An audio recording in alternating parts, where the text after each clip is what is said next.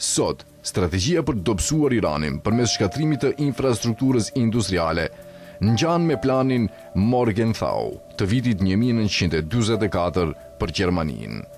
Presidenti Truman vetë kishte shprehur frustrim ndaj këtyre presioneve, siç tregojnë shënimet e tij personale të 21 korrikut 1947 në 3 faqe ditari të zbuluara në vitin 2003.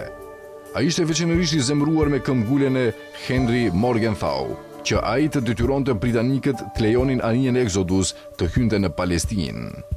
Truman shkroi: "Hebrejt nuk kanë ndjenjë proporcioni dhe nuk kanë gjykim për çështjet botërore.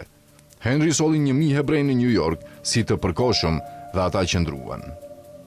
Ai vazhdoi: "Hebrejt, sipas meje, janë shumë egoist.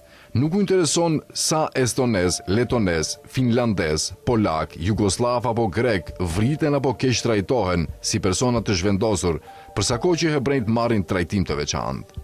Megjithatë, kur ata kanë pushtet fizik, financiar apo politik, as Hitleri dhe as Stalini nuk kanë qenë më të butë përsa i përket mizorisë apo keq trajtimit të më të doptive."